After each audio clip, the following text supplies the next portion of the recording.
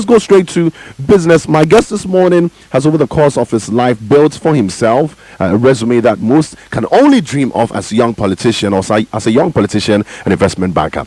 He was born in Hohoe but comes from Nogokpo, both in the Volta region of Ghana. He attended Bishop Herman College in Pando, where he acquired his O-level certificate and moved to Achimota School for his A-level certificate. Now, after the mandatory one-year national service, he moved to work as financial analyst and a stockbroker at the investment banking firm Strategic African Securities Limited in 1995 July. Okay. Now, he subsequently moved to CDH Financial Holdings Limited as funds manager, investment analyst, and a stockbroker, where he worked from April 1998 to February 2002, while also serving as a tutor for some financial courses at the Ghana Stock Exchange. Now, while in the university, he was a student leader, serving as chairman for the National Democratic Congress branch on the University of Ghana campus, Legon. In December 2005, he contested in the national NDC executive elections and won to become the chief communicator for the NDC. In 2012, he won the Ketu South National Democratic Congress primaries into 2012's parliamentary elections. In 2015, he was maintained as the National Democratic Congress candidate for the Ketu South constituency going into the 2016 parliamentary elections. He was elected in 2016 elections to serve as MP for Ketu South for another term in the Parliament of Ghana. My honorable this morning has served as Deputy Minister for Finance, Minister of State at the Presidency in charge of financial and allied institutions, and Minister for Food and Agriculture. He holds a Bachelor's of Arts in Economics and Psychology from the prestigious University of Ghana, and then the CCIP, that's Chamber of Commerce and Industries, Higher Diploma in Paris. Honorable Fifi Fiavi, or Honorable Fifi Fiavi Franklin Kwetey, is my guest this morning on the Wiley the Board series, and I'd like to officially welcome you to the studios of YFM. Honorable, thank you for honoring our invitation today. Thank you very much, and it's my pleasure to be here. And good morning to all your many listeners all over the world who are listening to you. Nice. I love your outfit, though. Who made this? Thank you. Actually, a lady. She's very good. She's on the Spinters. Okay. I think she does some pretty nice designs. Yeah. Nice one. So Honorable is here with us, and the purpose for this interview, as I mentioned, is to basically motivate young people out there. I mean, people who are always locked into YFM. Beyond us having fun with them and always entertaining them, we deem it a big responsibility to shape their lives, and we do this by bringing people like yourself to share your real life story with us. So today we want it all. We want to hear every single thing.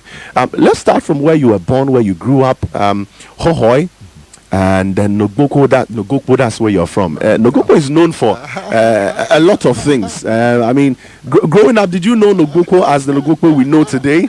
Or it was something different? No, it's been the same. It's been the same since. It's been the same. But I to understand, I think people do exaggerate a little bit. Yeah, kind of like people have this whole impression that it's a place where you go and do, let's say, wrong things against people. You want to kill people, but no, not at all. It's actually a place where, let's say it this way. If you do anything that is wrong against people, they will give you an opportunity for you to make amends. Really? If you steal somebody's stuff and they report you, they will give you an opportunity for you to make amends. They will let your family know that you've been given an opportunity. Okay. If you refuse, that is when that is what you've decided to, as it were, reap your own stuff. That's when they take. So I call it it's a place of justice. I like that. So for me, I think I epitomize exactly the spirit of that place. I fight for what is right. I fight for what is true. I stand for truth. And I think if Africans can actually understand a bit more of those original values, the degeneration we are seeing on this continent will not have been. Because I think under cover of all this Christianity, and I'm not in a I understand that. Under cover of Christianity, what we've done is to simply oversee a complete degeneration of our society. A society where truth doesn't matter anymore. Yes. Where people pretend to know God. There's just a form of godliness, but the substance is absolutely nothing. And that, if you ask me, is one of the fundamental reasons why this continent is having problems. Honorable, just to stay on that and to pick your mind on this, do you think we should get to a point where, beyond swearing with the Bible and swearing with the Quran, maybe in the parliament, when we're having people like you inducted into parliament to serve us, we should add the element of, what exists in places like Nogokpo, Should we add that? To be honest with you, I remember actually my vetting, and I went through one of the most grueling vettings in 2009 after we won office under Prof. Mills. And during that vetting, there was actually a time when I actually said, and unfortunately some of my friends on the other side at the time thought it was an arrogant statement. I was just being arrogant, but I was not being arrogant. I actually said, listen, I actually did not need to swear on the Bible.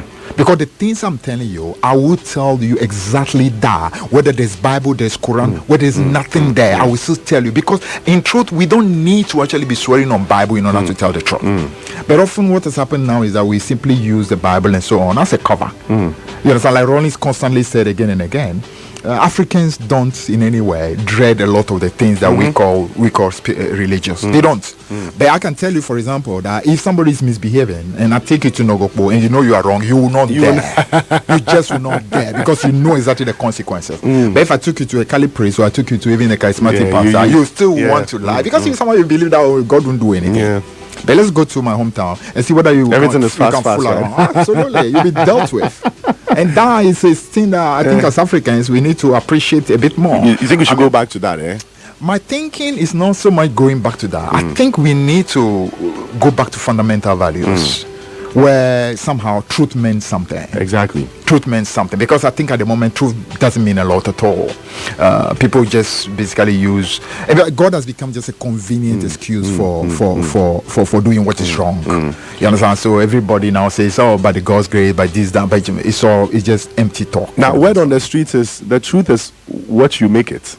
You know, there's nothing like the actual truth. The truth is what Honorable believes is the truth. Sadly. And that is mostly false. Sadly. And between you and I mean, in truth, even the Bible itself, if you understood it properly, we would have known that we needed to. Because you see, what the Bible says something that God is not mocked. Whatsoever you sow, that you shall reap. And that actually is a fundamental law that governs all things in the universe. In fact, that's the same law that is prevailing in places like Nogopo. That you sow, you reap what you sow. Exactly. But somehow we have lost the understanding of that what I call eternal truth of life. That whatever you do, you are having manifestation. So therefore, if you're in government, you believe that there's no consequence to your action. You can bribe the media to keep quiet. You can bribe the judiciary to cover you. You can bribe the auditors not to see you. And you don't have any fundamental fear that what you're doing is actually going to bring consequences. What you're going to have is a degenerate system of government. It's the same thing applying whether you're a pastor, whether you are a head of what you call a media institution, whether you're a business person. A journalist. Once you do not believe that there are consequences, and those consequences don't need to be the police, they don't need to be the judges, they have to do with your own conscience and knowing that this, what you are doing, is totally detrimental to yourself, to your community. Unless we have those values, trust me, we are finished. We're going to move a little bit deeper into what Honorable is standing on this morning. But beyond that, I want us to go back to when you were growing up. One of the things I pick from your life whenever I research about you is the communal spirit. Give us an idea of the level of communal integration that existed during your childhood days in Hohoi and what it meant to you. I mean, people coming together and fighting for the common cause of the society, joining hands to do things that will help grow the society. What did that mean to you and what kind of picture was it then? Now, as you noted rightly reading through my life journey, I was born in Hohoi, and my father was a Barclays bank manager in Hohoi. The name is Joseph Kofi Kwetey. So effectively worked in Barclays Bank and then retired, and he subsequently passed away, so buried in Hohoi today. My mother at the time was actually a senior nurse at the Hohoi Government Hospital. So effectively the two of them met in Hohoi, and I, together with my siblings, two from my mother, and then from my father, I would say, we are 16 because my father had other wives as well. So I would say that we became the product of that meeting. Myself, my elder brother, and my younger sister, or both of them live actually in England.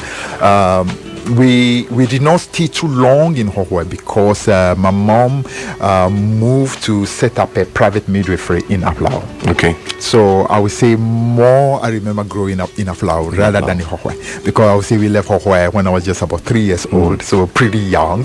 So my memories of Hohwe are very, very, very little memory. So I would say I grew up more. So I'm more of an Aflau child rather than the Hohwe child. The Hohwe is a place where I was privileged to touch the planet. So I'm forever grateful.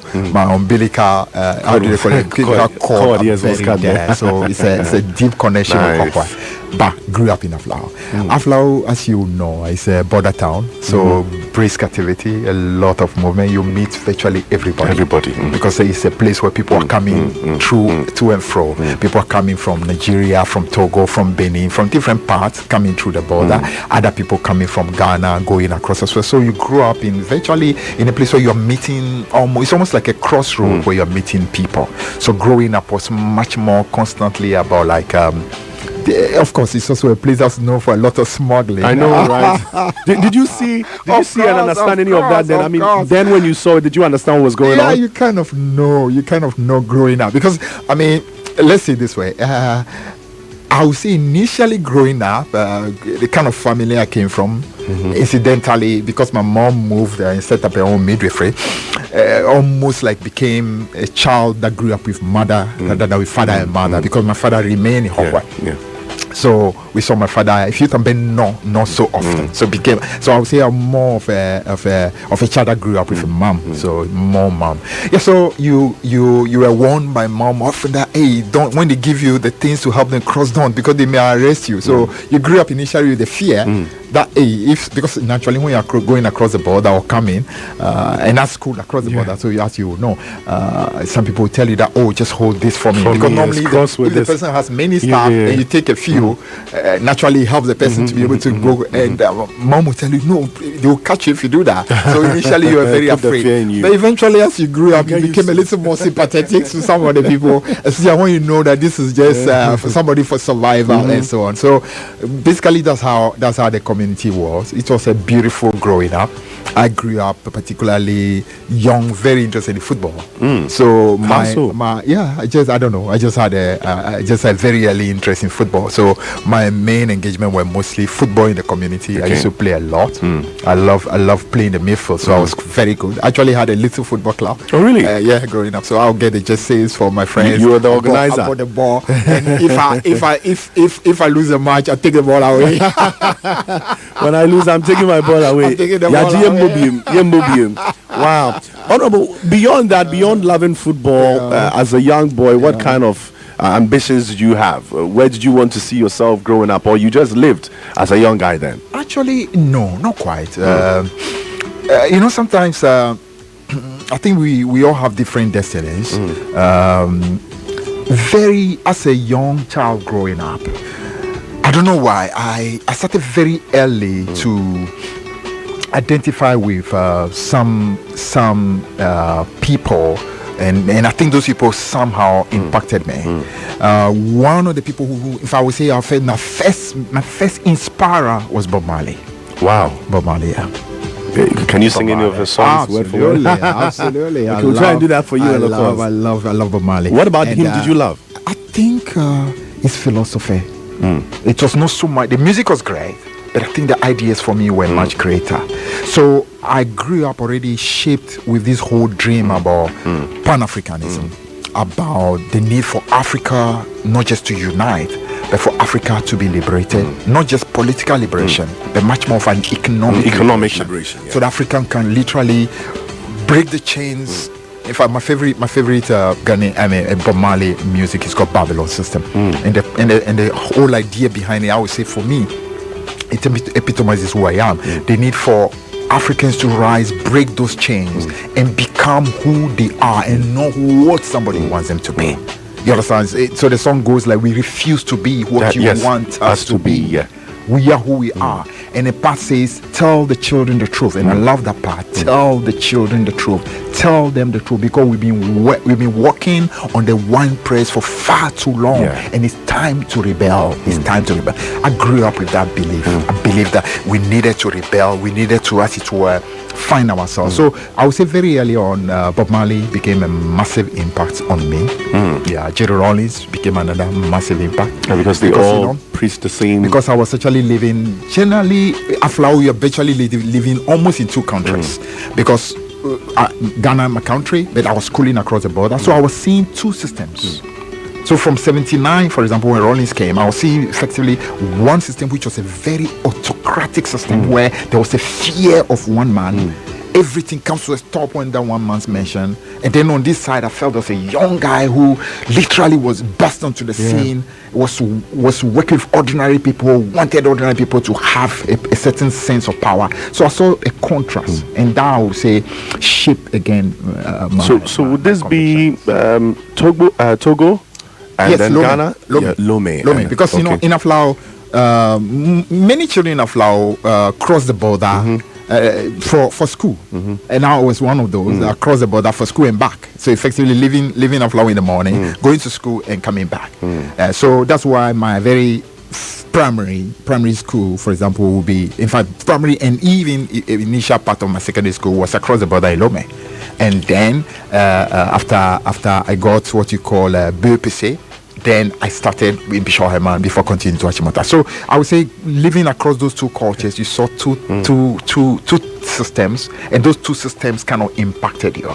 It made me, for example, to feel that leadership should be what you call down to earth. The personality, what you call the cult of the personality, was something I hated growing up, because that was what you saw across the border in Togo, where one under man the was rule like of God. Yadema. Yeah, it's like one man was God. In fact, even when you are home and you are talking, you are afraid. You are afraid to mention his name, because you are maybe somebody is listening across the world and you are going to be caught. You are going to be in prison. It was that bad. But it was not just happening in Togo. It was happening in Zaire, then Congo. It was happening in Bokassa. So it was something that was across the continent. You understand? So growing up, to be honest, I detected a form of political leadership. I detected it with everything I had. And in Rollins, I saw he was not perfect, but I saw much more of an effort to empower the people. Those that you saw that you wanted to just give the power back to the people, power to the people, like Bob Marley would preach. So for me, that became so. I would say Rollins, and along the line we can talk about it and how through what you call should I call it a happening of life, I became that close to the same Rollins. Same individual who from childhood I was inspired by, then I started working with very closely. I mean, so I would just say destiny has its own ways of working. But did you meet him when you were a child? I mean, I know I've met people who got the opportunity to meet him at different parades. He visited schools. You never got the chance to meet him. I never did. The very first time, I would say the very first time I came very close to him one-on-one was in 92. Then I became the NDC chairman on campus, and then after we won power in 92, we went to visit in a castle. That would be the first time you got the chance. But even so, after that, there was no contact again until a certain event again happened. After he lost power in 2000. Nice. Then we became now almost like a father and son, or big brother and young brother.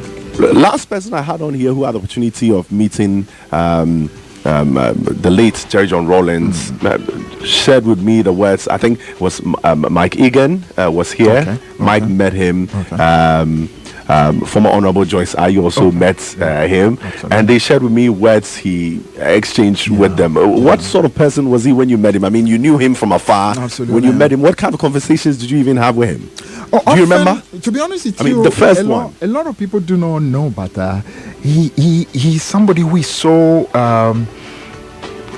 You remember him for many things, but effectively, what comes across often when you have Jerry Rollins was simply this sense of what you call shall I call it the irrepressible spirit of humanity. The fact that we have in us a certain spirit that must allow us to constantly defy the odds and try to find answers and find solutions. That came so strongly across. The whole notion, you can see that when for example, he kept talking about the power of people, it's not something that he simply said for the sake of politics. He truly believed in it. He truly believed in it. He truly believed that ordinary people need to be giving room to be able to rise to fulfill their destiny. I think that's something you saw through through virtually everything that he stood for. And as I said, peace be upon him. He's not a perfect man by any means, but he did have genuine love for his people and for his nation.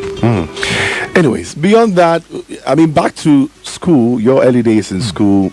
Tell us the different roles Bishop Herman and Achimota schools play in shaping the outlook of the world around you. I mean, before that, you mentioned you had schooled in a different country and you lived in a different country. You stayed in two countries at the same time, and you got the opportunity to step out and then join this academic discourse community. What kind of roles did it play in your life? Let's start with Bishop Herman and then Achimota. Before you got to these schools, though, what was the perception you had of the school? Did you meet? Did your expectations meet what was when you got to the school? All right, it's an interesting one because, as I told you, I mean, growing up in Aflao, you kind of hear of different schools. The closest school by me in Aflao was St. Paul Secondary School, and that was in Denham. And it was a Kali school, and of course I come from a very strong Kali family, all the way down from great grand, true grand, all the way to father, mother. So very strong Kali school. So naturally, if there was going to be a school, it was certainly going to be Kali school because of my mom in particular. But somehow, even though St. Paul's was closest, Bishop Herman was a school that was kind of resonating more and more. And an elder brother of mine, I mean, that's more like on my paternal side, was a senior, or was already in Bishop Herman. And of course, the Bishop Herman was known for very strict, should I call it, discipline. And also, I mean, you had a history of students that really were very ambitious, wanted to compete at the highest level. So naturally, Bishop Herman became the place to go, even though it was a little far. Because from Aflao to Kwando is quite a distance. So you remember, I'm talking around 1983. 83, 84, the very beginning of the revolution, and you can imagine the kind of vehicles you sat in from Aflao going. First you go through to Ho, and then when you reach Ho, you change again. Now you move to Kwando. It was quite a distance, and that for me also was going to be the first time I'm going to be in a boarding house, so it was noisy, but I think it was a great experience being a Bishop Herman. It's a place where you learn so much. You learn simplicity. You learn hardship, because somehow, even though I do not come from what you call the most affluent family, I also did not come from what you call an extremely poor family. Basically, it was a family that was surviving, pretty much. Was comfortable to understand. So first time I was seeing some amount of like meeting people with extreme levels of poverty in school. At the same time, you met others who were fine. So you basically now learn to literally grow, deal with different people. I mean, what you call the discipline was very, very high. There was a lot of determination, and I would say Bishop Herman was quite a place for a lot of evolution, a lot of growing, and for me that was quite important. One of the things, for example, that happened to me in Bishop Herman was I started becoming. Shall I call it? Even though I was Catholic, I started drifting away from Catholic Church and moved understanding the various. I moved actually towards the charismatic churches, and that became a whole crisis because my mom and Kali couldn't understand that. You go back and you're praying, praying tongues. She reported me to the bishop in the Volta region. My priest my priest literally was like, "Why will you come to Bishop? Your mother is accusing me of not keeping you in the Kali church, when I brought you in the Kali and all that." But that was a period where child growing was exploring, and I've always been a very great explorer. I'm very curious, and I'm quite very receptive to new ideas as well. So basically, I embraced some of those new ideas, and the thing is, I go all out when I believe in something. So I effectively went all out. So because of that, I left the Kali Church as a result at the time, moved to Assemblies of God, and that brought a lot of friction between me and my mom. It was great. But it happens. I mean, I think in the journey of growing up, you get to a point where you start to find yourself. Absolutely. And in that, you find other things that you believe in, things that you are much more comfortable with. Absolutely. Then you start realizing, okay, these things I used to be very comfortable with, I am comfortable with because that was what I met. Absolutely. That is what my parents prescribed. Absolutely. But this is why I find my soul. I can really relate in senior high school, I also found myself drifting into the charismatic church, joined the prayer towers, started praying, and then I would come home. We'll join our friends on the phone midnight to say prayers, and my mom would come and knock. Are you mad? Are you mad? What is happening to you? Yes, exactly. You are doing what they are doing on TV. I can really relate. My mom couldn't take it. They couldn't understand everything possible to change me, and I'm the kind. Once it is I'm persuaded about something, nothing in the world, nothing in the world. That's me, nothing in the world. So at the point, my mom came to realize that this child is just a different child. Just allow him do what Once he wants to do. His mind is made on something, just allow him. And truly, that's what she eventually did. In fact, if I would say, she actually later told me that she actually wish she had not even given me all the wahala she gave me. Because interestingly, she said other children went to school, they became weed smokers, they became deviant, they became thieves, and they became all kinds of. I did not become any of that. In fact, not only that, my academics were actually even greater. Yes, that was what I was going to ask. Even greater. So it's like, so why was I even worrying this child of mine? You're still going to make all this child wanted was to say, I want to follow a certain different persuasion religiously. So why did that bother? So that became something we laugh about later in life. But really, that's what happened in Bishop Herman. So the academic went also very strong. I continued along the same passion towards political reality. As I told you, I was shaped already by Bob Marley, and also by Ronnie. So naturally, I had a lot of thing about community, about country, and about continent. For me, it's a much more continental trend. So I was looking for subject that would take me along that line. So my main subject were economics, and then governments. Those two, I would say, were the core subject I was interested in. I love history a lot. I wish I could have continued history, but unfortunately, in our time, you either had to choose government or history. So I opted government and left history, even though I really love history. I wanted to continue history, but I just couldn't. The history teacher did everything possible to convince me, and I say I love the subject, but I want government because I have a certain plan in life, and I think I should go ahead with that. So that really also happened. Bishop Herman was a place of a lot of shaping, a lot, and the priest who was the headmaster, greatest headmaster you can have, straight disciplinarian, but he made sure that things work well. They call him Father Eliza. Father Eliza, peace upon his soul, great guy. Anybody who has been close to Bishop Herman, or even people who have subsequently gone to Bishop, will tell you about that man. Great man, great guy, great guy. And then after that, you moved to the University of Ghana. I went to Achimota. You went to Achimota first, and then to the University of Ghana. I mean, since you finally you landed in politics, I want to understand for my young fellows who are also in there trying to find their feet. Paints for us that vivid picture, of the socio-economic, socio-political happenings during your student dates that shaped your political consciousness and culminated you into being elected to serve as chairman for the National Democratic Congress branch of the University of Ghana campus. What were some of the things? How was life like then? How different was student politics then from now? And how did you even grow into becoming the National Democratic Congress, president for the University of Ghana? I would say again that sometimes things are meant to be, because to be honest with you, I didn't have any of that plan at all. I did not have any of that plan. If I would tell you that Bishop Herman, I hardly move for any form of leadership. Often, even when proposals were made in terms of becoming a class captain, I often would say, listen, I would rather be the assistant to let somebody else be the captain. What you call a house monitor, that we used to call him most a house captain. I would say, no, let me rather be the deputy, let somebody be. It's not so much because I didn't want leadership, but I've always been the kind who felt as long as there was somebody ready to do it, I have no problem being in the background and helping. You understand? That's a nature of I think you would always want to challenge and step up if whoever's leading bears from. Exactly. I think generally that's how my approach has been. Even now, it still continues to be the same. As long as somebody is ready to do it and do it well, I have no problem being in the background and assisting. But when it is that you are called upon to step up, definitely I will step up and do what I've got to do. So through the secondary school and even in Achimota, but in Achimota I found myself for the first time in leadership, And then again, it was actually leadership at the SRC level. I became what you call the SRC vice president. Very vocal position. Yeah, vice president in Achimota School. Incidentally, the president of SRC at the time happens to be my then colleague and still now my colleague in government. It's called Julius Debra, who became our chief of staff. So we are both mates. Vice president in Achimota. What do you say? Yeah, he was the president. He was the president, wow. and I was the vice president at the time. We are both in sixth form at the time. Yeah. So in the uni, to be frank with you, I was not very interested in what you call student leadership.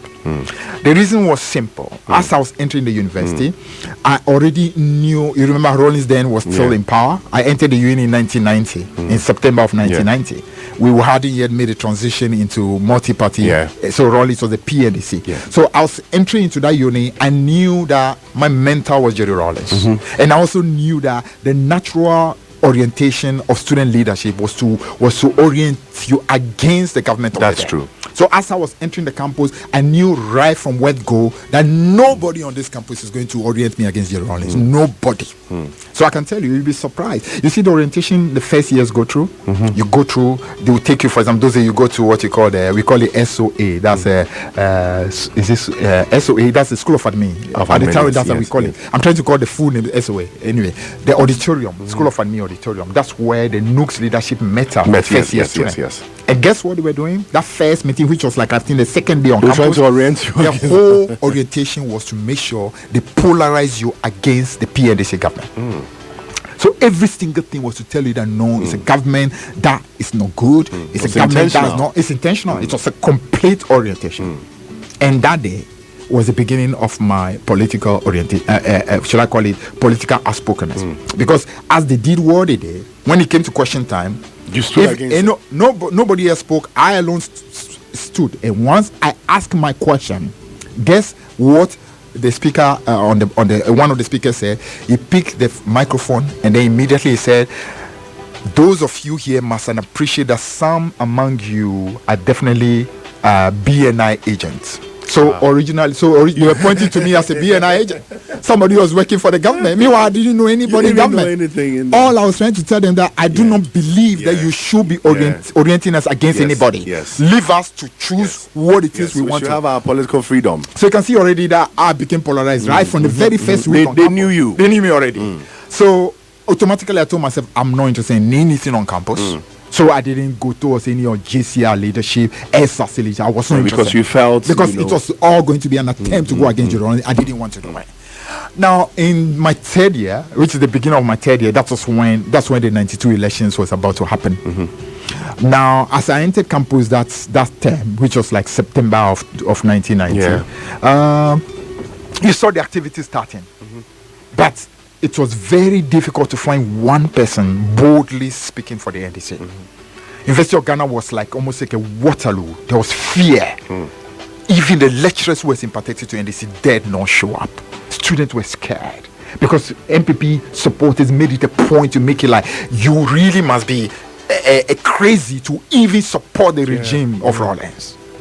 When I saw what was going on, then I'm saying, wow, over my dead body. Because truly that's who I am. I have a certain fighting spirit like David in the Bible. I'm like a lamb when I am not on the battlefront. But once that spirit comes over me, I can stand against millions and I will absolutely not be afraid. That's who I am.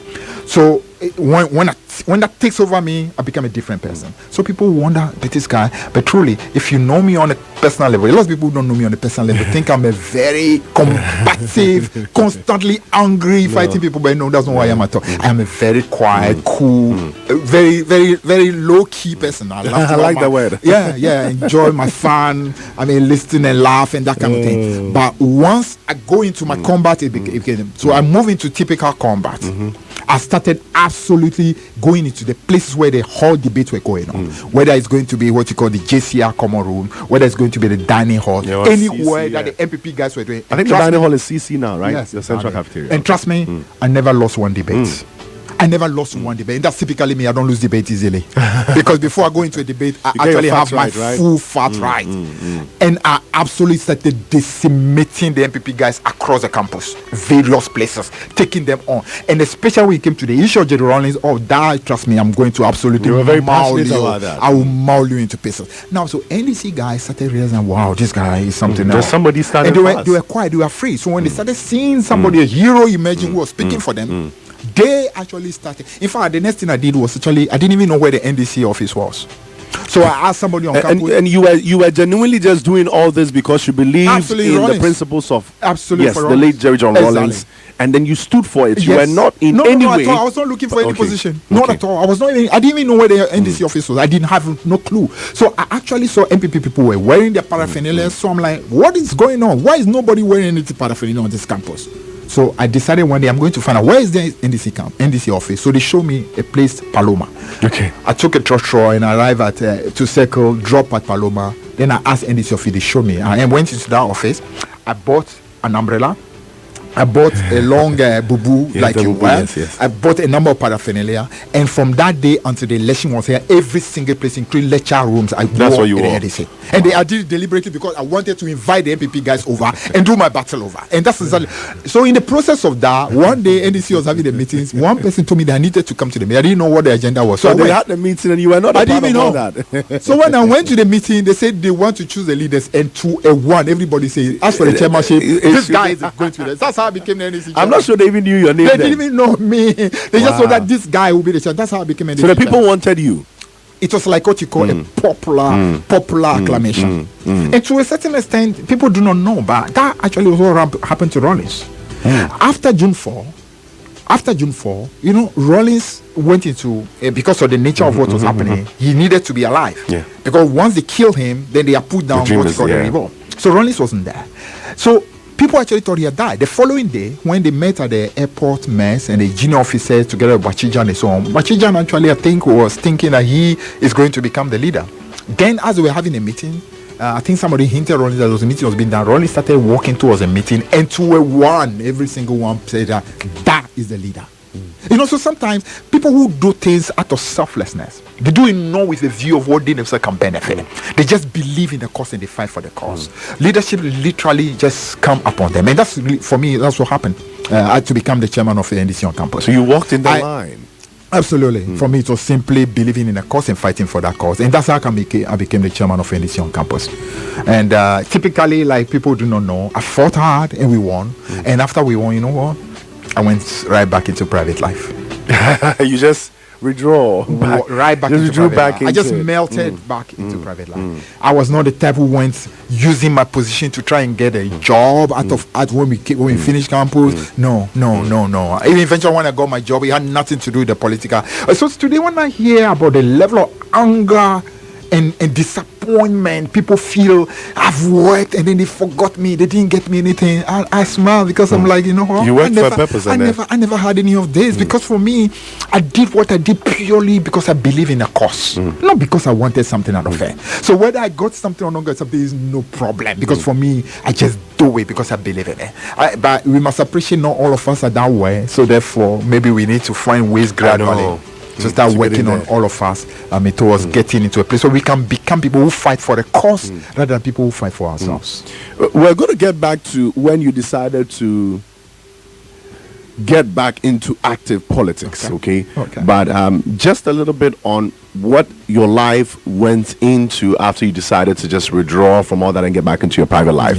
I'm told from 1995, when your professional career as a stockbroker really took off, there were certain things that happened, but I want to find out what some of what were the most significant milestones you chalked along the way, and what were some of the main values that served your moral anchoring. I mean, after all this, you had fought a good battle and solidified the feet of the NDC on the Legon campus, and through that, I mean, connected other young people to believe in the cause you stood for.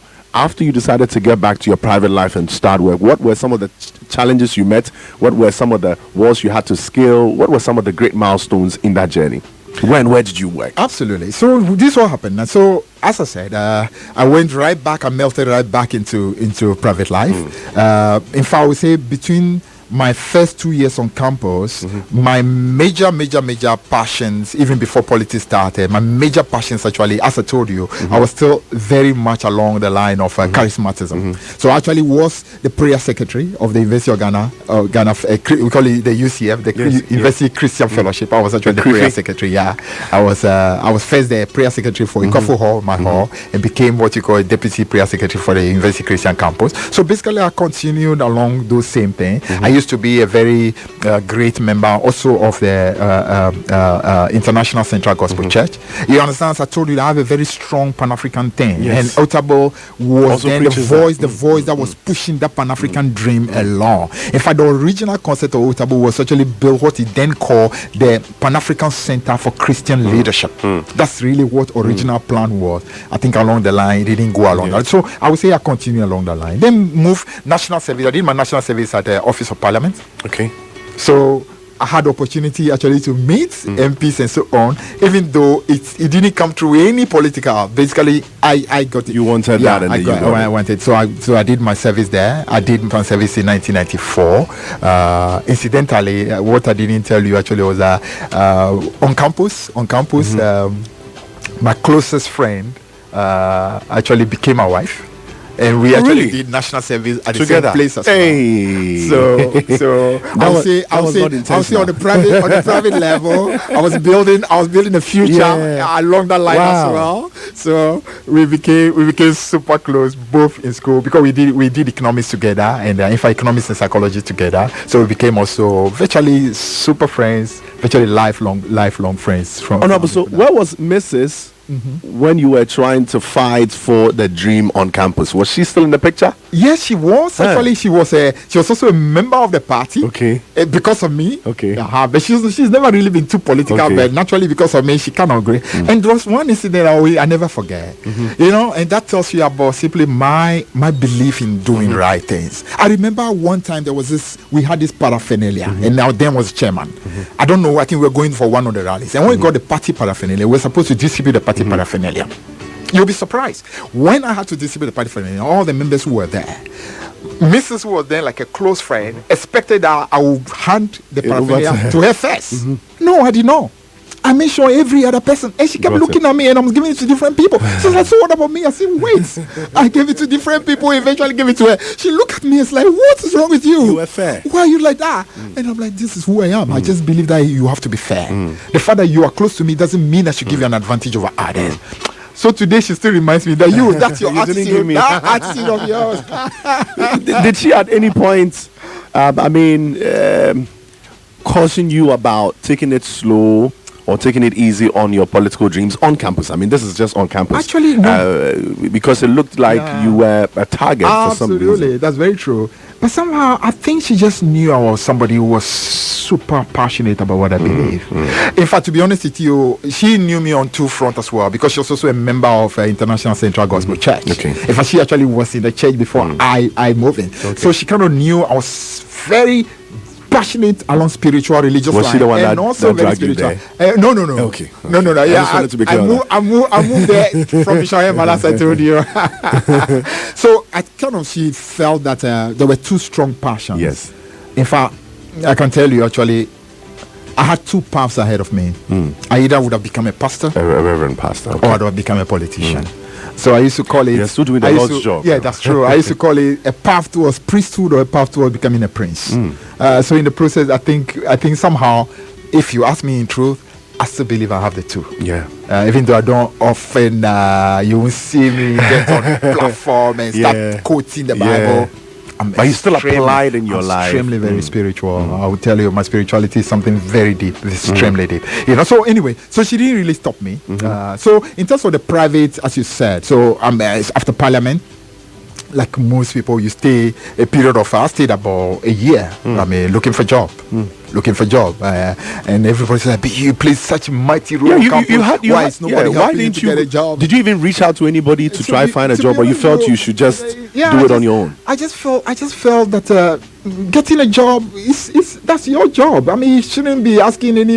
I mean, it's not the duty of other people to get your job. I mean, somebody can assist you. Why not? But this kind of bitterness that people have. And incidentally, some people were actually my assistant on campus when I was University of Ghana. I mean, as a chairman on campus, they already had jobs. They already had jobs, and they got a job through the system, and I didn't.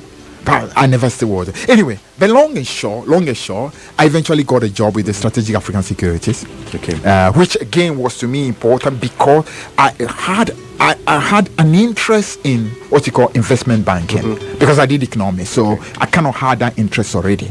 So that job came along the line. That was in 1995. So I started working for SES 95. 1997. That's 2 years after my job. We got married. My wife had started working actually a year before me. So I mean, she was lucky. As soon as we finished service, she got a job. She got a job then with a Meridian BIO that subsequently became Trust Bank. Now merged into EcoBank. So she's still working for EcoBank today. So effectively, she's been a banker now for like over 25 years. You know. Anyway, so I got a job with SAS 1995. We got married 97. Got our first beautiful princess 98. In that year 98 was when I started getting back again into politics, because between when I left campus 93 all the way through to that 97 98, actually still the love of Rawlings was still deep. The love of NDC, because NDC chairman on campus was still there. It's much more on the back burner. But what brought me back again was the same things I keep telling you about. As I told you, I'm the kind, when I see it's not being done, that's what I want to get in. But as long as it's being done, I have no problem. I help, I support from the background quietly without anyone. Now, I noticed in 98, they had opened what you call for the first time, radio started having what you call political discussion, what you call morning newspaper reviews. That's the first time it started in 98. And then they open what you call the airlines for the first time. Previously, all you had was sports. And incidentally, talking about sport, I used to be a crazy Hasselhoff, so I forgot that from childhood. One of the first things I started doing was actually Hasselhoff. I've been a crazy Hasselhoff from childhood. Same love you had for absolutely on the sports, they had it for Hasselhoff. The first thing I do. You are still with them? Absolutely. Okay. The first thing I do every morning when I wake up is I want to know what's happening with her. So I take graphic or times I want to read and see, and I knew every player. In fact, at the point I started coming to stadium, I go to the training matches. I be training to go and watch. Very passionate about it. Absolutely, very passionate. Anyway, so the radio, openings were mostly for sports initially. But when they started opening for politics, that was on Radio Universe on campus.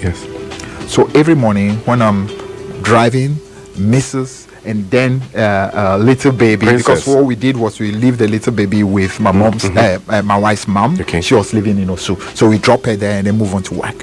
So when we go into work in the morning, all I hear when they open Radio Universe was people calling, and every single person is bashing the NDC, bashing like Rawlings. saying spirits. Then when what is going on?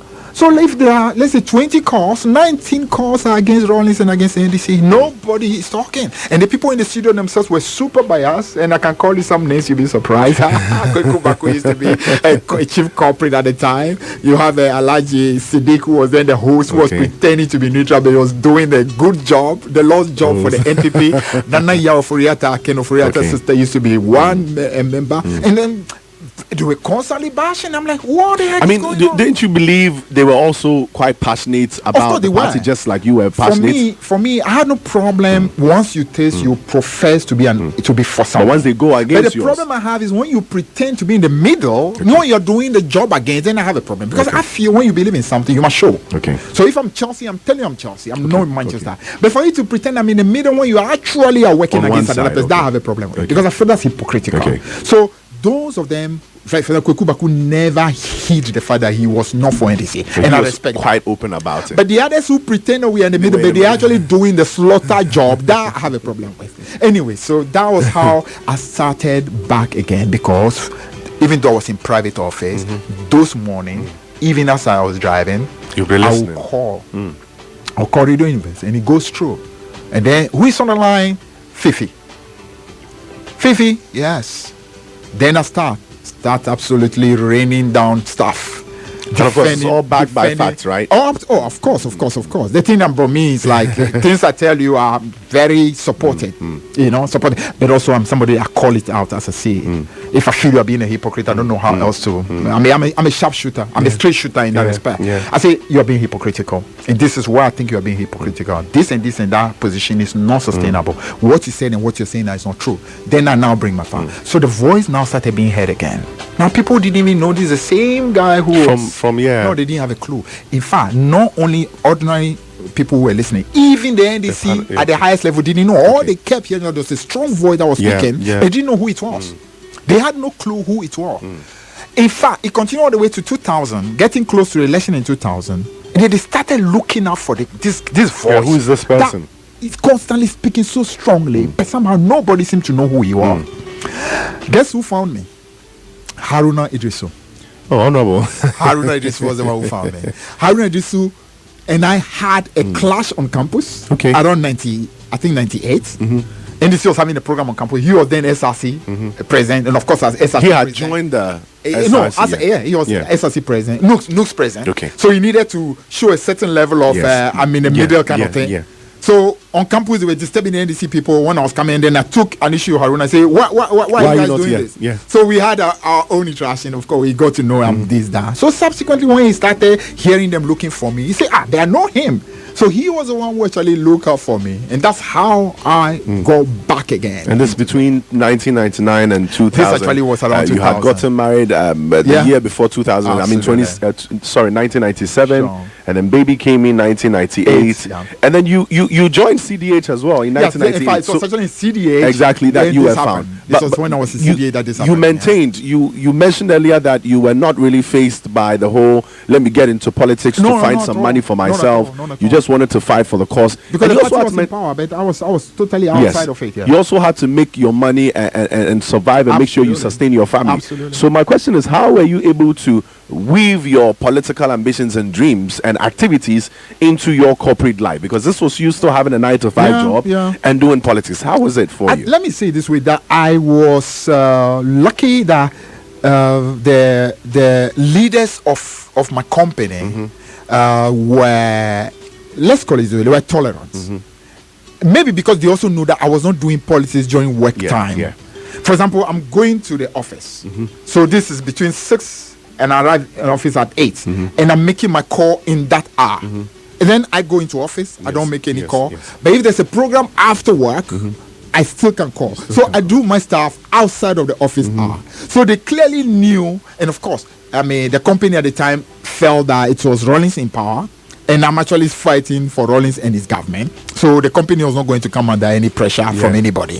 But things started to change after 2000 when we lost power. And I was still doing the same thing. Then now my company now started getting really worried now. Because now this guy is a financial company. And I remember around 2001, I actually did one massive press job. And then one of the people I took on was Safuma, who was then finance minister. And I think somehow the pressure started coming to my managing director that, listen, I mean, we hear that this guy, I mean, who really has been taking on the government is actually working in your company. Something needed to be done. And of course, the pressure started coming. So the whole of 2001, that pressure was building up. So at the beginning of 2002, my MD called me and told me that, Fee, you know that we've actually allowed the politics from 1998 since when you joined us up to now, but things are no more where they used to be. In the past, I mean, the previous governments clearly did not have an issue, but this government have an issue. And at the time, my company really was having some, because we had loaned out some monies as well. CDH basically gave out loans, and some of those loans were becoming sticky, and some of those loans depended on the government of the day. So the pressure was being brought to bear on the government, on the company. So the MD effectively was giving me an ultimatum. You have two choices. You either decide to stop the open politics, or you have to leave. I said, is that all? And there again, I'm brought into a position at a crossroad, where I needed to either follow my conviction, I follow what I believe, or I simply go on my knees and follow the path of what you call least resistance, which is what you call the path of convenience. So what I asked was, can you give me at least a month to think through and give you my answer? He said, no problem at all. So I spent the whole of January having a very long conversation with my wife and my family. NDC was there in opposition. So it's not like there was a party that was in power that you could now depend upon. So effectively, after 1 month, having had a long conversation with my wife and with my family, I went back to the MD and I told the MD, thank you very much for the opportunity. You gave me an option to either stay in the company and stop the politics or leave the company and continue the politics. I just want to tell you that it is impossible for me to stop the politics because I believe in this with every fiber of my being. So I'm here to let you know that I'm tendering my resignation. Basically, you have to resign and give, I think, a notice for, a month or so or two. So effectively, that also happened. So actually walk off out of CDH because I was given an option to either stay and not do politics or continue the politics and leave the company. And I told you before, that's who I am. When I believe in something, I'm ready to die for it. You know, when Ronnie said, let my men go, I alone am responsible. Effectively, what you're saying is, listen, I'm ready to die. Let everybody go. I'll take full responsibility. I think somehow that's how I've been all along. I believe in something, I'll die for it. No matter the consequence, I'll die for it. This was you consulting your queen, the queen of the house. Absolutely. You consulted her for over a month. Before a month, and then made a decision. Went back and then chose the opportunity to continue fighting for what you believed in. What was the response from your external family? I mean, you had a family beyond your wife. How did they see you? Did friends? You had friends. I'm sure people might have known how good you were in your job. Absolutely. How and you were in politics. I was great in my job as well. Yes, because I mean, you must be brilliant in your job for you to be chosen to be one of the main guys who is teaching people at the Ghana Stock Exchange. And I was actually a very good teacher at the stock exchange as well. And only the best stockbrokers were part of those who were teaching the courses at the stock exchange. And I was one of those very good teachers as well at the stock exchange. So honorable, I mean, a lot of people you notice today who are working in banks and financial institutions were actually my students. I taught them. I taught them. I mean, I'm just here thinking, this is a young guy. With a family, a beautiful family. I mean, your desire for politics and what is right had not left you. You could have just, kowtowed to what you wanted. That's true. And suspend your political ambitions because after school you decided to go liquid a bit. You could have just said, okay, let me wait till my party comes back to power before I get back and sustain your family. I mean, you had your advice and all that, but what beyond what you wanted to still do, did you have hope that your party will come back to power? That was why you decided, you know what, I'm just going to say bye-bye to them and continue what I'm doing, or what? I really want to understand. Let me explain to you why I just could not do what I was being asked to do. One, this was a party. And I told you, it's a party agreed to love because of one man, Jerry Rawlings. And we have lost power. And what was happening between 2001 and 2002 when I had to take this decision was that Rawlings was being hounded. There was a systematic hounding and persecution that was going on. Every single day, that man was in trouble. There was simply an attempt to decimate this NDC as a party. Now, myself together with a group of other young people from what you call the NDC Youth Forum. And this Youth Forum was, well, let's say, one of the main groups that was standing what you call in the gap and fighting this whole persecution of the NDC. So it was critical for those voices to continue. And that's why I felt, listen, there's no way I can be at peace knowing what was going on around Jerry Rawlings. Every effort that was being made to demonize him, to totally criminalize everything he stood for, his whole legacy, and destroy the NDC as a process. Then I will be working in a bank just because I'm afraid of losing my livelihood. No, it's not going to happen. So even though I knew the consequences, I somehow believe that, you know what, if you truly believe in a cause, the universe makes way for you. And I believe in that completely. The universe makes way for you. You know, so I would say a number of things that also gave me encouragement. One, I continue to work at the stock exchange. Even though I left CDH, I continued teaching on the stock market, and that continued at least for another a year and a half, almost two. I mean, before eventually, I moved on. So I still at least was getting some income coming from there. I also knew that I could actually literally. Because I've always desired financial independence. Okay. Yeah, so I said, listen, this could be an opportunity for you to try to do stuff on your own that you can at least get money so you don't have to depend on anybody. Rollins also helped because what he did was simply, you know what, in the meantime, come and work in my office. Wow. Even though Victor Smith was then his special assistant, he made me to join the office. So I became virtually like almost called his media assistant in the office. Basically the one who helped in terms of engagement in the media. If there were responses that needed to go to the media, if they had to go into the studio, I was virtually like that must have been fulfilling. Oh, absolutely. And because I mean, for me, working with a man that had a dog was easy. Even without payment, that alone was great enough. If you understand what I mean. do. Growing up as a young person, this was somebody that you idolized. Yeah. Listen, it was that the idolization was so much that I can tell you that even when I was in school in Togo, in the school in which I was attending called College Protestant, the people who attended that school, if I had the men's children and ministers' children attended that school because it was the top school in the country. The Rollins thing was so deep that even when I go to school, when I enter into my classroom, guess what? In 1982, when Rollins had come, when I enter into the classroom, the people start shouting, "People!" And then I answer revolution because that was what was going on. Yes. And they knew that. So one day, the men's child got angry. It's like, why is everybody saying people a revolution? This is not Ghana. This is Togo. So she actually got angry with me. And that day, my friends had to advise me that you needed to be careful because this the men's child can go and report to the father. They can persecute you and stuff like that. Anyway, so that should tell you the thing with Rollins was a thing for me. So working with him, for me, was a privilege. Even though it was not a financially rewarding situation, as you know, we're in a position that was not my financial. But for me, it was the least of my worries at all. It was a privilege, it was an honor to be able to do what I knew I had to do. Now, so this is somewhere around 2000 and this is about 2002. 2002. Yeah, that will be 6 more years before. Yeah, before NDC came into office. NDC won power. Yeah, NDC won power. Yeah. Just so we don't go too deep into the 8 years work you had to put in there. Yeah. How would you describe those 6 years building up to NDC coming back to power?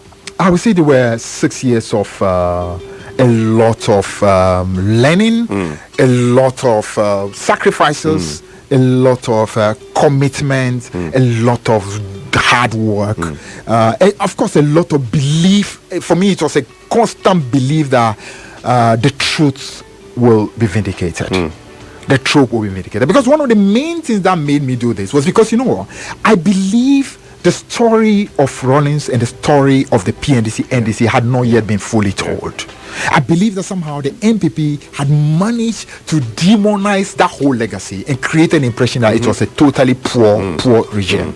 So when eventually people heard me doing what you call setting the record straight, people thought it was just a political thing for me. No, for me, it was a long dream to be able to set the record straight about what Rollins and his people had actually achieved for Ghana.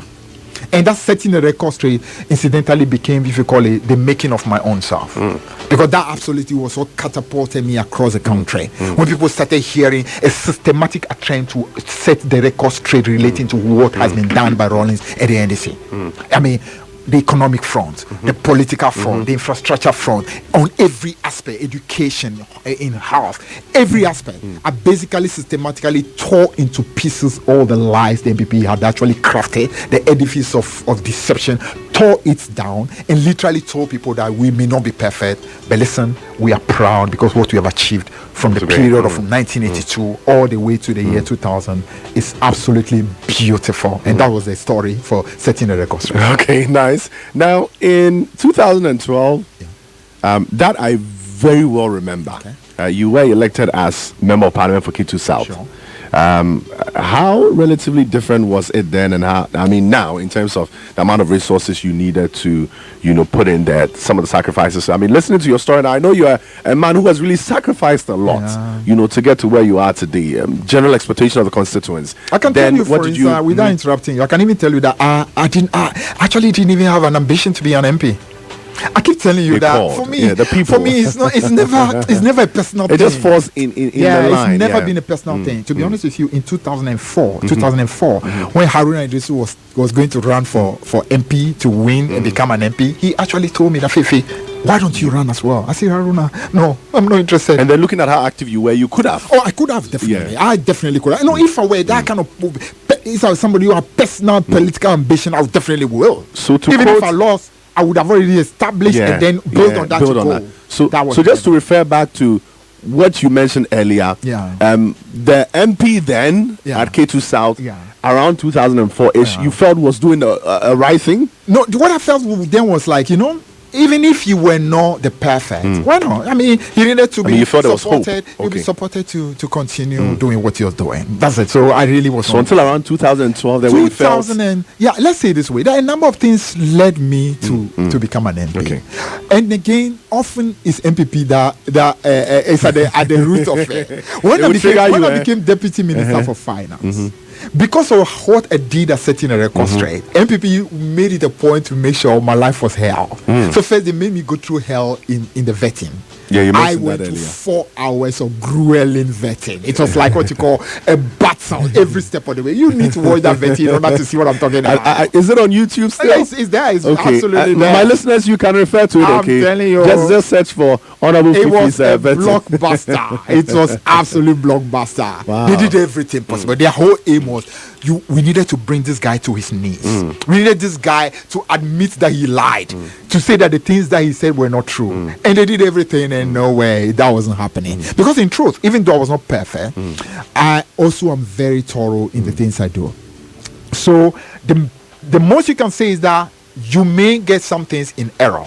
But there was nothing you call pure deliberate deception. No, not me. I believe that people should not deliberately go into deception. I don't agree with that at all. As I told you earlier about karma, I believe that in life, with the things you sow, you reap. And so if you go deliberately lying, deceiving, you are going to have consequences. Like so I don't want that. I don't want that at all on my journey. But there are things, as a human being, you may not always know everything. So in places where you are in error, that's fine. So that was what happened during the vetting. Anyway, subsequent to that vetting, MPP clearly were not happy because they couldn't get their pound of flesh because I managed to go through the vetting, even though they took me even onto voting on the floor and did everything to even convince members of the NDC to join them. Yeah. In fact, they actually told some colleagues who were MPs at the time. I was not an MP. They told some colleagues at the time that but why? If you guys vote against the guy, the position becomes free, so one of you can go in order to make someone to vote against me so that I'm dropped. But Prof. Mills, knowing exactly the dedication I have shown, how committed I was, Prof. Mills also ensured that all our MPs did the right thing. Because really, if it was not about me, it was about the party. About the party, yeah. So eventually I went through. MVP still continued. So one time they made it difficult for me. I was representing the Minister of Finance on the floor to answer questions on behalf of the minister. That same day, my colleague was Deputy Minister for Roads, came and answered questions, and they had no problem. But when it was my time to answer questions on behalf of the ministry, suddenly Oseche Mensah, who was then the minority leader, said, for this particular question coming from the finance minister, ministry, the deputy cannot answer, but the minister himself has to answer. It was pretty obvious, having seen the Deputy Minister of Roads just finish answering questions, that what you're saying simply was a personal thing. They did not want me to speak. So that day, I remember a few colleague MPs came to me and said, you know what, Fifi, it's obvious that these guys are going to frustrate you as a Deputy Minister. You need to find an answer. And one of them said, Fifi, the way you can silence these guys, run for parliament and come. And there's no way they can stop you anymore. That was when I started saying, this may be.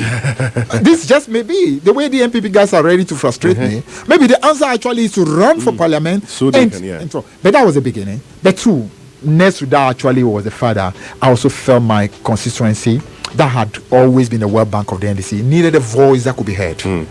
I'm not in any way saying that the MPs at the time were bad, but we all have our levels, So I had the capacity to be able to, like, as it was, take the constituency onto the next level in terms of visibility, in terms of what you call, who I was and so on. So that was actually how I started looking towards the constituency. And I felt also I needed to pay back for my people. To pay my dues.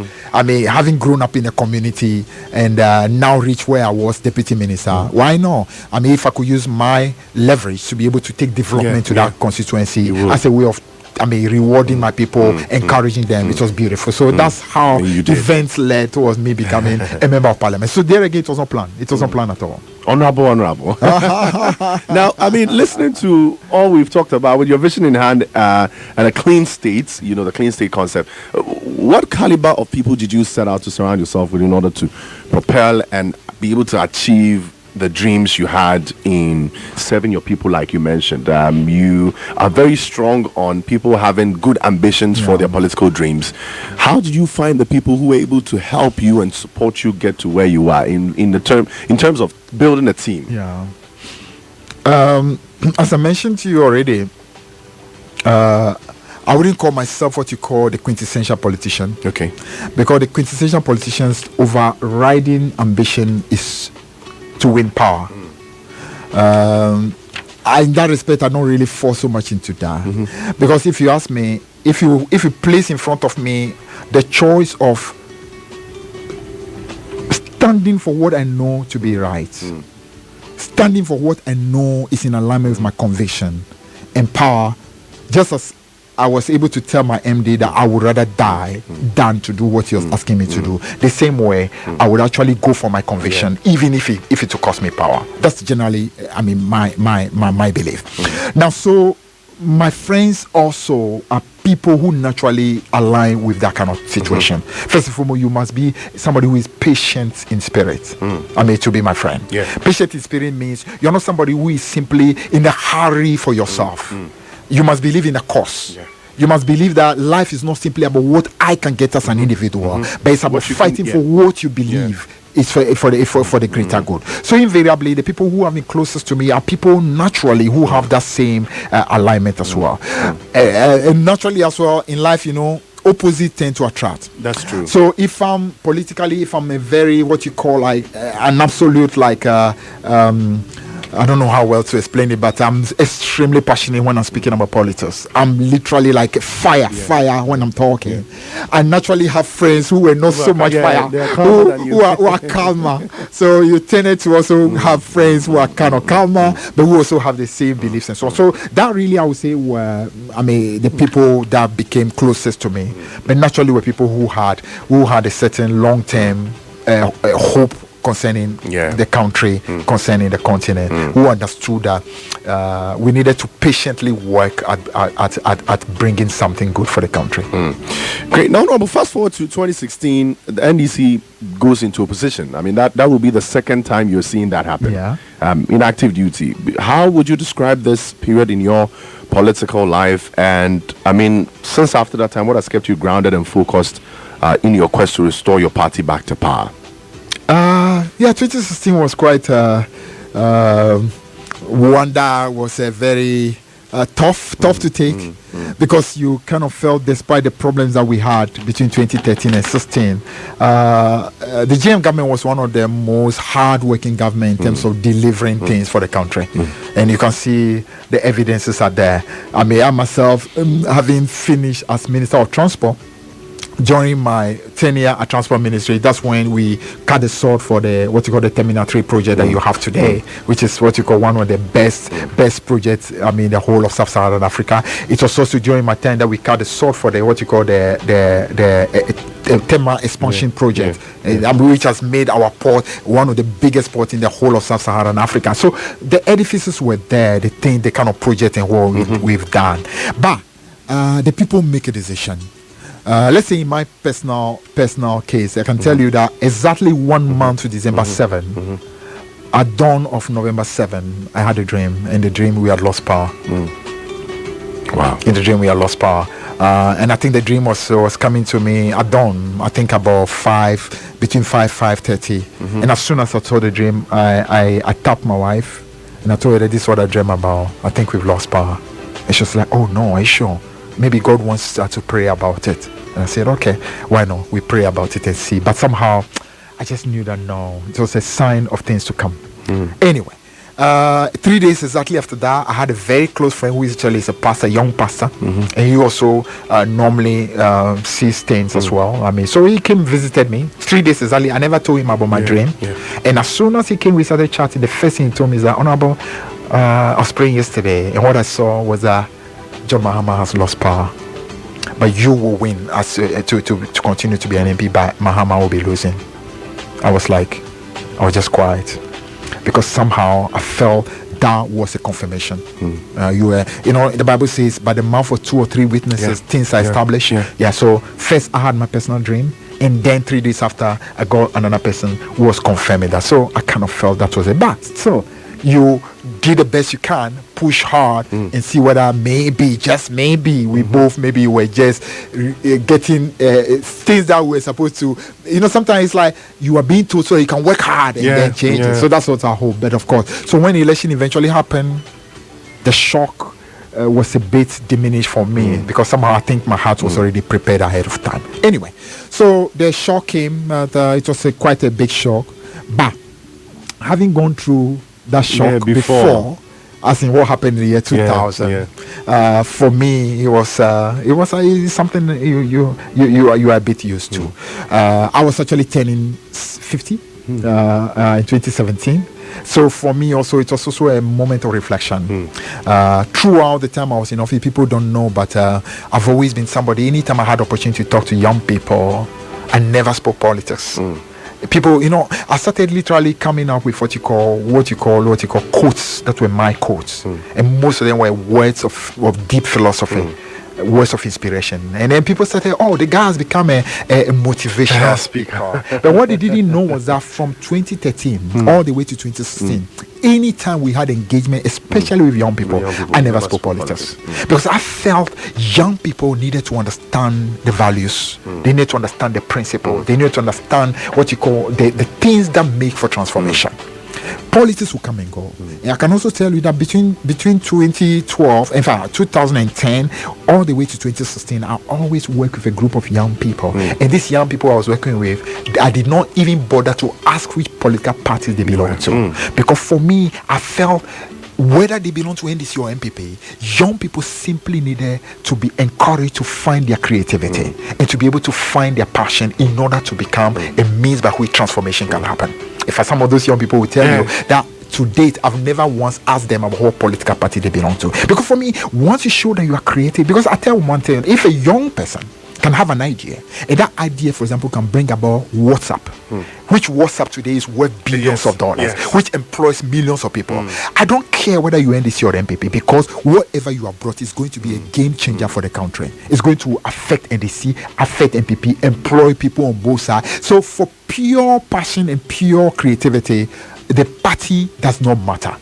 It will be good if you can get many from my own party, but even if it's one person from the MPP who has got that level of creativity, we needed to do whatever we can for that dream to become manifest, because at the end of the day, it's a blessing for all. So when we went into opposition back again in 2016, I started what you call preparing to come in with a book. I wanted a book to coincide with my 50th anniversary, which is 2nd June. So on 2nd June 2017, I actually had what you call a launching of that book. Basically, it's like a pocket book. I call it what you call the golden keys of success. The golden keys of success. Effectively, that book basically spoke about what I believe are the key things that especially the young generation needs to appreciate if they want to reach success. They're mostly about values. They're about principles. They're about mindset. They're about the need for us to literally look at our attitudes and the things that actually have actually held us back as a continent. Because often, even though we like to conveniently think that the real problem of this continent is simply the political leadership, no, the problem is much deeper. The real problem, if you ask me, is actually the very core of our values, the very foundation of our values. I think until Africans start examining our cultural values, our mindset and our attitudes, this continent will continue to turn around in circles. We can change one leader and bring another. We can actually bring you can bring Obama to lead Africa, and we'll still not be able to turn around, because the real problem is a root problem, and that is coming from the very foundations. It's coming from the home. It's coming from the community. It's coming from what you call even the leadership at the community level, the grassroots level. The value systems are totally wrong. The cultural systems are not right. We continue to think in Africa that culture is all about drumming and dancing and what we eat and what we wear. No, the real culture is our mindset. It's our values, it's our attitude. And until we start questioning them, I'm telling you, we will continue to be a problem. One of the major reasons why the continent is going nowhere is because we have an ingrained sense of entitlement. This continent believes that somehow somebody owes us. Nobody owes us. Nobody owes us. And that, unfortunately, is so deep in our fiber. We believe that somebody owes us. We get angry when somebody doesn't do something for us. Nobody owes you. You owe yourself to rise. And any help that comes from outside is a bonus. That's if we start having that mindset that nobody owes me, but any help that comes is simply a bonus, I'm telling you, transformation in Africa will begin. But as long as we continue believing that somebody owes me, the government owes me, the district chief executive owes me, the teacher owes me, my father owes me, my uncle owes me, trust me, this continent is going nowhere. So these are deep things. And somehow the two political parties are busy attacking each other on the political issues, but somehow the courage to address the real root causes of our backwardness, we are unable to look at it. I think that conversation is a conversation we must have. I believe that is where our, should I call it, our capacity to break free will begin. The reason why you see this continent continue to borrow forever is because the very individuals in this continent have no problem with begging. We grew up in a culture where begging is not something to be ashamed of. No, it should not be. You see, we must tell our children that every single individual must appreciate that independence is your dream. You must be independent as an individual. So therefore, every opportunity you have, try to break free so that nobody determines your destiny for you. My English name is Franklin. I didn't know. But down the road, I came to appreciate that Franklin actually belongs to, the British feudal system. You have what you call the king or the queen. Then you have what you call the aristocracy. You call them the counts, the knights. Then they have the serfs. The serfs were like the slaves. They had no land. In between those who had no land and those who belong to aristocracy, there was a group, they called them the Franklins. These Franklins basically are landowners. But so they have their own independence. They have their freedom. But they don't belong to the aristocracy. They also don't belong to the serfs. I kind of feel that name given to me by my father epitomizes who I am. I believe that this continent must seek individual liberty, individual freedom. Everyone must seek to become a master of his own destiny. It does not mean we should not help each other, but we must appreciate that, listen, help from outside is simply a bonus. Every step of the way, seek your personal emancipation. Seek your personal emancipation. And I don't think we are doing that enough. And as long as the continent continues to believe that some way, somehow, everything depends on somebody, what somebody can do for me, we are in trouble. We are going nowhere. Honorable, thank you so much. Because of time, I really wish we had time. I still have a lot of questions. Yes, time has flown by so exactly. quickly. Our listeners are texting in, guys. I'm very sorry, but I believe some of the questions will be answered if we have the second opportunity with Honorable on here. I believe it will be on a different topic, but we'll definitely catch up on a lot of these things. Honorable, thank you so much. My final question usually is around advice for the young people in Ghana, but you've said it all. I mean, in the few things that you shared right before I came in, I think you've spoken and touched on almost everything that we need to touch. So we really wish you the very best. Your life story is inspiring. Thank you. And Honorable, until you mentioned you were 50 in 2017, I thought you were still there. I know, right? You have the looks. Thank you. Honorable young boy. Yeah, he's still with us in here. Young man, old man. Young man, old man. Thank you so much for spending time with us this morning. Wish you the very best. I mean, to your political dreams. I know it's not ended yet, and I hope and pray someday, somehow, we see you at the very top. Thank you. You know, so all of the Thank things you. that we want to apply to, changing our mindset and moving this continent towards Yeah. a far better place Yeah. will be achieved. Yeah, Wish my very my best. most immediate next step is actually to run to become the general secretary of the NDC. Okay. May And God for bless me, that. it's a journey. It's a journey I believe not just meant for power, but above all meant to start fighting again for the soul of this country. I Thank feel the soul of this country requires some help, and some of us want to start speaking again towards that. Thank you so much, Honorable. So that has been Honorable Fifi Franklin Fiavi Kwetey, my guest on Wiley the Board series today. If you want